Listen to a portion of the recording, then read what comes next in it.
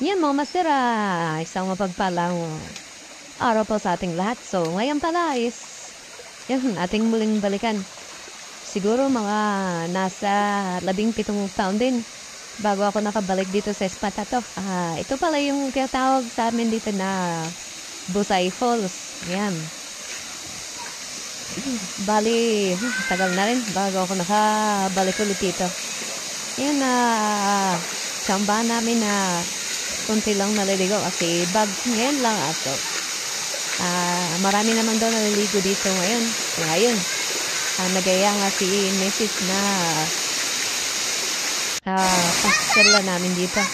Kaya, dali-dali nga silang lumusong mga master sa tubig. Ayan, grabe ko.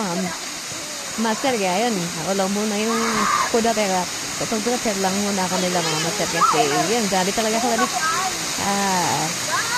Sila, yun, dumungkong agad. Hindi nga napigilan ni Mrs. na lumusong kasi siguro matagal na rin sana hindi nakapunta dito. Ayun, bata, bago lang din to nakapunta sila dito.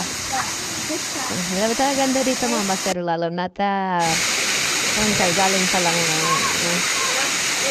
ulan, kaya yun, medyo maganda yung tubig. Pagdanya namin dito mga master, yun, konti lang yung naliligo sa namin. Grabe talaga mga master ng tamang at na dito. Sana dayon pa to ng maraming mga kababayan natin mga master. Ang ginisis mag-picture. Pero grabing lamig na mga master kasi gusto.